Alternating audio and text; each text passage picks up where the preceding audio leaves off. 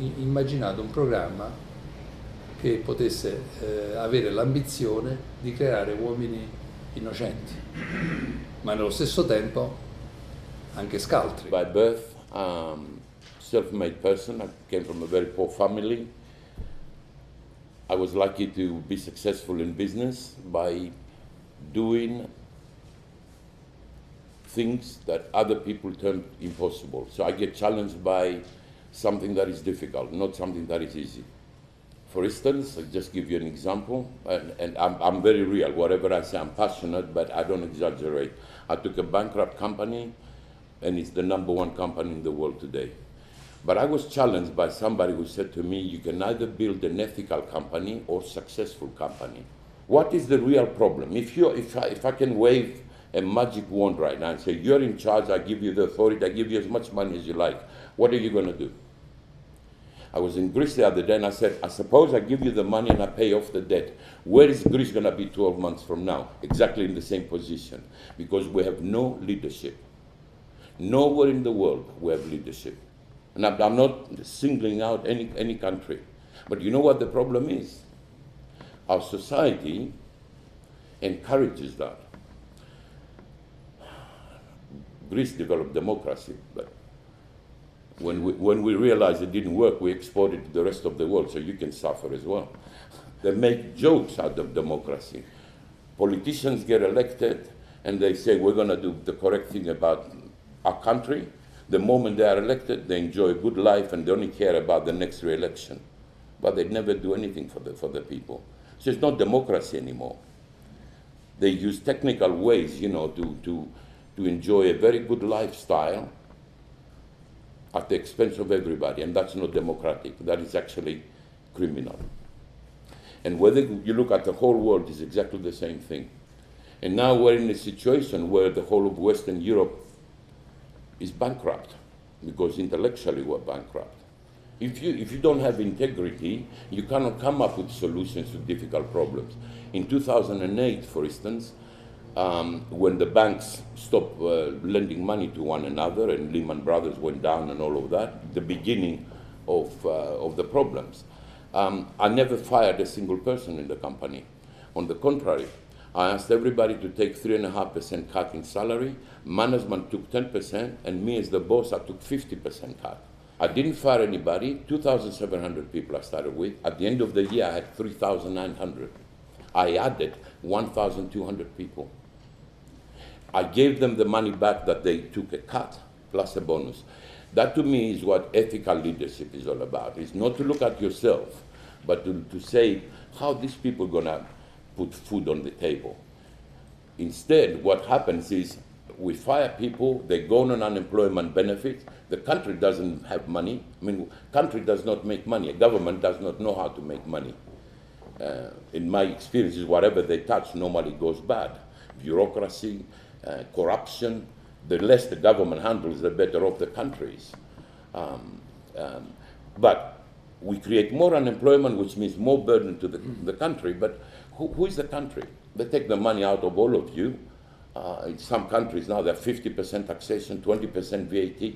On what right do you have to take? What do you do with all this money? In summary, without wishing to be, it's not a negative statement.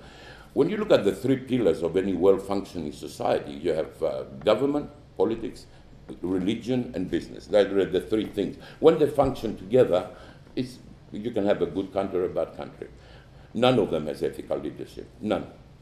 We have people going and receiving Nobels for peace while they're waging war. We make sense out of people that normally they're criminal. We have businessmen that make God their money. And I think all of these ideals, whether you agree or disagree, they need to be passed on to the next generation to say, the way we're going, we're going to have more wars, more problems, because we haven't solved any problems.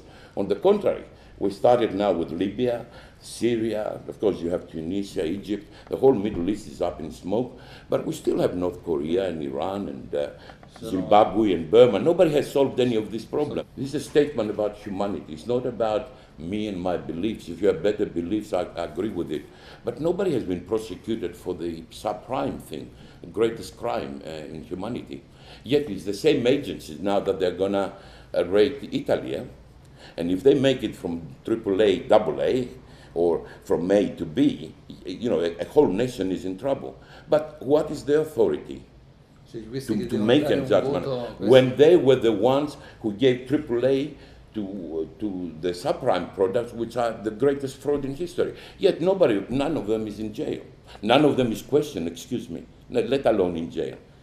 Whether Bush is an intellectual moron or a criminal or whatever, it's up to you to judge. Or Blair, the same thing. But he's free. He makes 20 million a year. For what?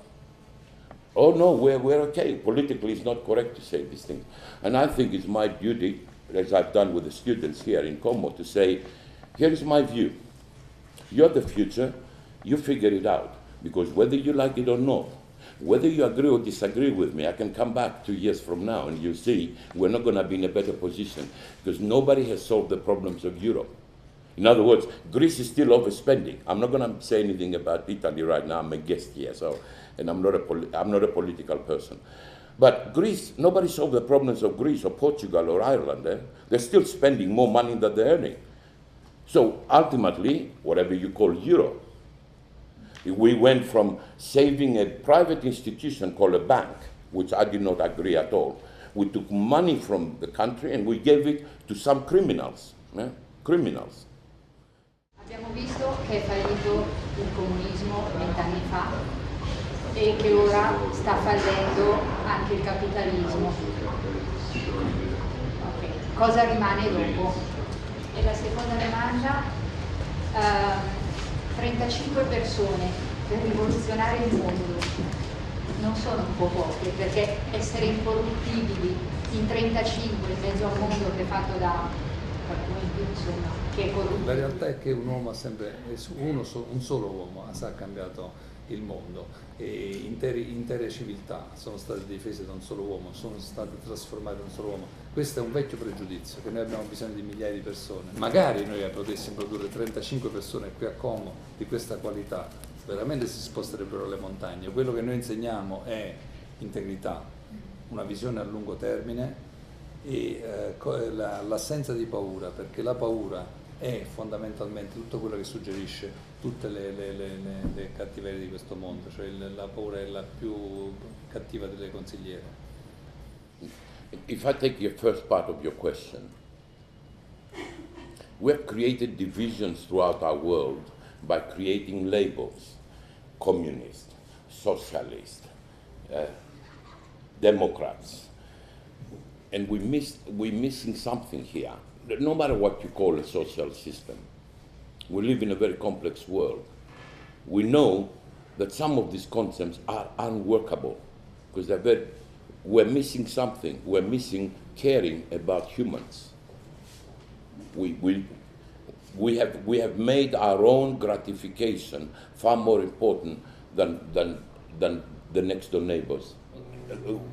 Everybody enjoys, says, I'm a Democrat, I'm a Tory, Labour, Communist, Green, but we're missing a very vital part of, which is where we lost our humanity.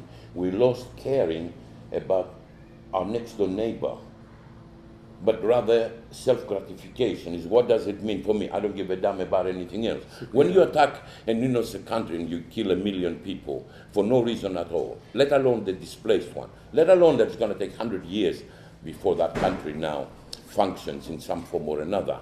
What really is the basic question is, the guys who started it, they make about what, 20 pounds, 30 euros for every innocent person they kill. In other words, I will make a lot of money now. I don't give a damn about the pain I caused. I'll tell you what we need. I need 4 or 5 similar thinking Italians to take care of what do we do for Italy. And I need to do the same thing all over the place. I cannot, I'm a lone voice right now and I'm saying, stop this unethical way of life. I'm not a moralist. I'm not saying who you sleep with, what you eat, what you do. We have banned cigar smoking, but we allow people to drink Coca-Cola. I'm sick and tired of this. Every day, more liberties are taken away from us.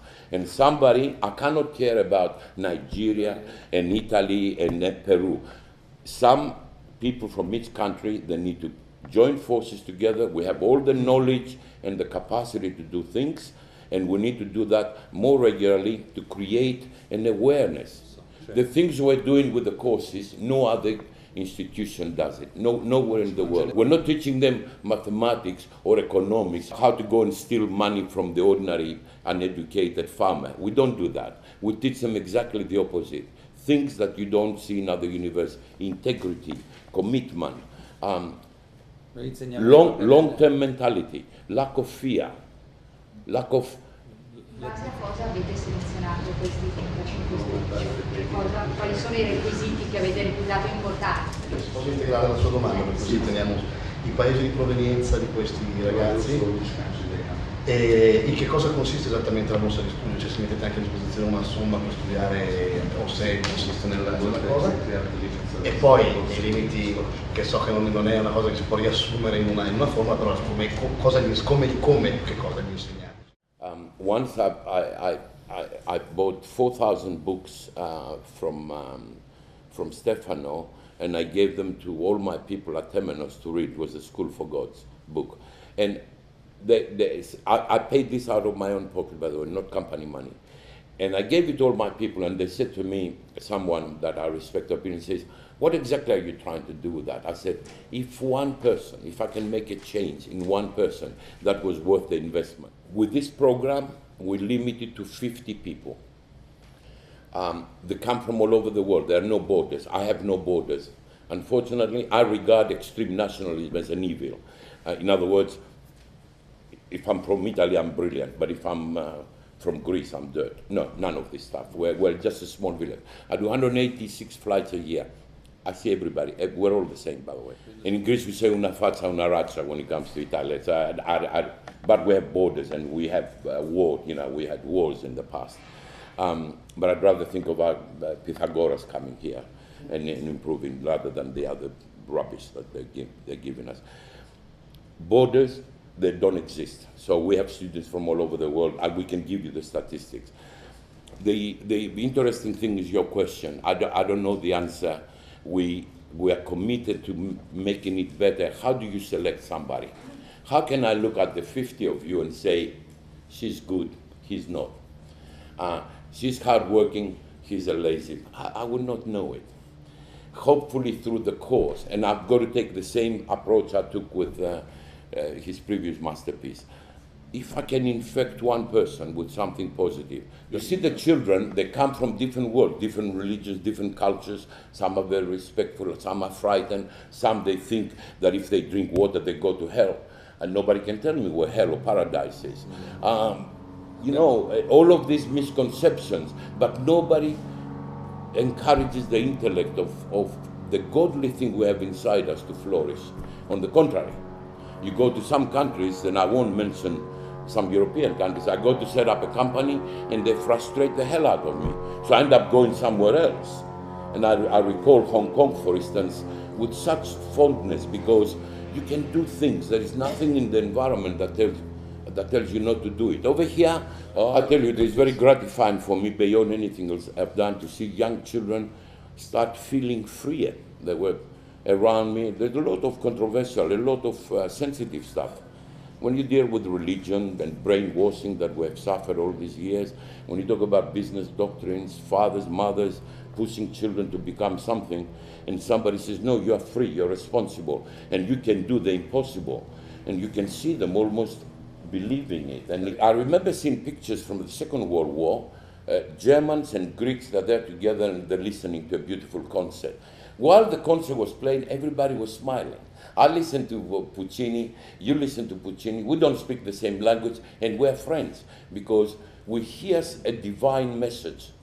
Thank you for your time, really.